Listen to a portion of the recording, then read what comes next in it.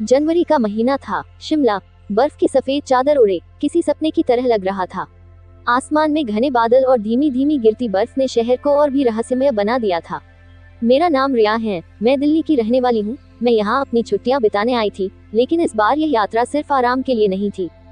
दोस्तों, कहानी बड़ी दिलचस्प है, इसलिए आप लोग कहानी में अंत तक बने रहिए। और हमारे चैनल पर पहली बार आए हैं तो चैनल को सब्सक्राइब कर लें। कहानी अच्छी लगे तो लाइक और कमेंट करें, आपके कमेंट से हमारा हौसला बढ़ता है।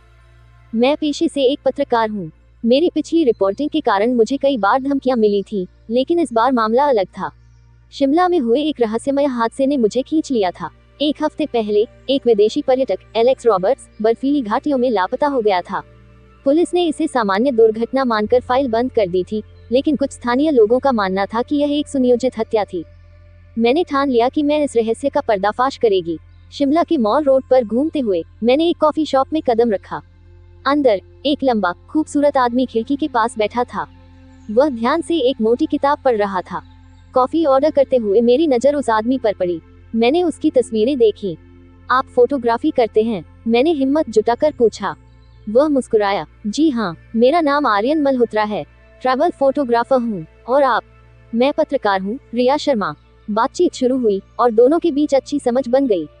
आर्यन ने बताया कि वह भी उसी इलाके में फोटो शूट कर रहा था जहां एलेक्स गायब हुआ था। आपको क्या लगता है, यह कोई हादसा था या कुछ और? मैंने गंभीरता से पूछा। आर्यन ने गहरी सांस ली। कुछ तो अजीब है। मैंने उस दिन कुछ ऐसी चीजें देखी जो सामान्य नहीं थी। क्या आप मुझे वहां ले जा सकते हैं? आर्यन ने हामी भर दी। कॉफी शॉप में पहली बार आर्यन से मिलने के बाद मेरा दिल अजीब सा महसूस कर रहा था। मैंने पहले भी कई लोगों से मुलाकात की थी, लेकिन आर्यन की आंखों में एक गहराई थी जो उसे बार बार मुझे उसकी ओर खींच रही थी। जब आर्यन ने मुस्कुराते हुए कहा, शायद हमारा मिलना किस्मत का हिस्सा था, तो मेरे दिल में कुछ टूटकर जुड़ने जैसा महसूस हुआ। अगले दिन दोनों ने तय किया कि वे उस इलाके का दौरा करेंगे। सफर शुरू हुआ। चारों ओर घना जंगल और बर्फ से ढके पहाड़ थे। रास्ता बेहद सुनसान था। ये जगह बहुत अजीब है, मैंने कहा। यहाँ कुछ ऐसा है जो बाहर से नहीं दिखता, आर्यन ने जवाब दिया। जब वे घाटी में पहुंचे तो उन्हें एक टूटा हुआ कैमरा मिला। ये कैमरा एलेक्स का था। उसमें कुछ तस्वीरें बची थी, जिनमें एक पुरानी झोपड़ी का पता चला। जब हम दोनों झोपड़ी की ओर जा रहे थे, रास्ते में आर्यन ने मेरा हाथ पकड़ लिया। यहाँ फिसलने का खतरा है, मेरे साथ रहो, आर्यन ने कहा। मैंने हिचकिचाते हुए उसका हाथ थाम लिया। ये स्पर्श साधारण नहीं था। मुझे आर्यन के स्पर्श में एक अपनापन महसूस हुआ। झोपड़ी तक पहुँचने के लिए हमें घंटों पैदल चलना पड़ा। वहां पहुंचने पर हम दोनों चौंक गए। झोपड़ी के दरवाजे पर खून के धब्बे थे। यहाँ कुछ भयानक हुआ है, मैंने कहा। आर्यन ने दरवाजा खोला। अंदर अंधेरा और सन्नाटा था। हमने टॉर्च जलाकर देखा। वहाँ कुछ दस्तावेज मिले जो एक अवैध ड्रग रैकेट की ओर इशारा कर रहे थे। क्या एलेक्स ने इन लोगों की कोई सच्चाई देख ली थी? मैंने पूछा। शायद, और उसे इसका खामियाजा भुगतना पड़ा, आर्यन ने जवाब दिया। जैसे ही हम झोपड़ी से बाहर निकले, बर्फबारी शुरू हो गई। तभी किसी ने झाड़ियों में से हम पर बंदूक तान दी। तुम दोनों को यहाँ नहीं होना चाहिए, एक गहरी आवाज सुनाई दी। दो नकाबपोश लोग सामने आए। हमें ये जगह छोड़नी होगी, आर्यन ने फुसफुसाते हुए कहा। जब तस्करों से बचने के लिए हम दोनों जंगल में भागे तो आर्यन ने मुझे गले से लगा लिया। मैं तुम्हें किसी भी हाल में सुरक्षित रखूंगा, उसने कहा। मैंने अपनी आंखों में आंसू लिए कहा, तुम क्यों इतनी परवाह करते हो मेरी? आर्यन मुस्कुराया और बोला, क्योंकि शायद मैं तुम्हारे बिना खुद को अधूरा महसूस करता हूँ। हम दोनों भागने में कामयाब हो गए। हमने जंगल में छिपकर अपनी जान बचाई।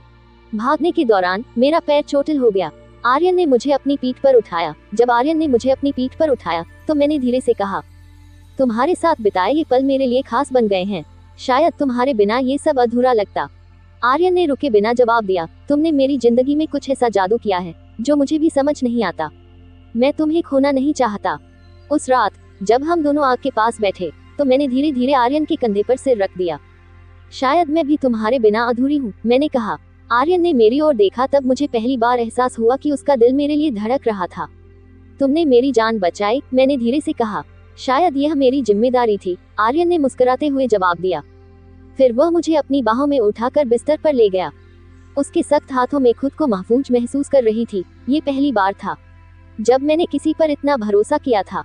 मेरा रोम रोम एक अलग ही आनंद को महसूस कर रहा था। फिर हम दोनों एक दूसरे के आगोश में समा गए। कब हम दोनों को नींद आ गई पता ही नहीं चला। अगली सुबह हमने तय किया कि हम इन दस्तावेजों और कैमरे की तस्वीरों के साथ पुलिस के पास जाएंगे। लेकिन इससे पहले हमें और सबूत चाहिए थे। आर्यन ने कहा, हमें उस ड्रग रैकेट का ठिकाना खोजना होगा। दोनों ने बर्फीली घाटियों में उस ठिकाने की खोज शुरू की। आखिरकार हम एक गुफा के पास पहुंचे, जहां हमें ड्रग तस्करों का अड्डा मिला। गुफा के अंदर भारी मात्रा में ड्रग्स और हथियार थे। जब हमने तस्करों का ठिकाना ढूंढ निकाला तो पुलिस को सूचना दी, लेकिन इससे पहले कि मदद पहुंचती, तस्करों ने हमें पकड़ लिया। एक जबरदस्त मुकाबला हुआ। आर्यन ने अपनी फोटोग्राफी के अनुभव का इस्तेमाल करते हुए धुएं का जाल बनाया। तस्करों से लड़ाई के दौरान आर्यन ने अपनी जान की परवाह नहीं की। उसने मुझे बचाने के लिए हर जोखिम उठाया। दोनों वहां से बच निकले। तस्करों को गिरफ्तार कर लिया गया और मेरी रिपोर्ट ने पूरे देश में तहलका मचा दिया। लेकिन सबसे बड़ा बदलाव हमारे दिलों में हुआ। आर्यन ने मुझसे कहा, हमने जो किया वह आसान नहीं था, लेकिन तुमने मेरे साथ रहकर इसे मुमकिन बनाया। मैंने जवाब दिया, तुम हमेशा मेरे साथ क्यों रहे?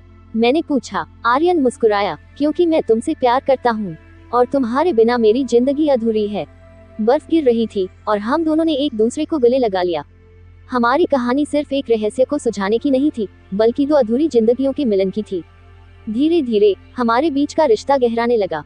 बर्फ की वादियों में शुरू हुई यह कहानी अब एक नए अध्याय की ओर बढ़ चुकी थी। हम दोनों ने शिमला की उन्हीं बर्फीली वादियों में एक छोटे से घर में अपना आशियाना बनाया, जहां से हमारी कहानी की शुरुआत हुई थी। दोस्तों, ये कहानी आपको कैसी लगी कमेंट में जरूर बताएं। धन्यवाद।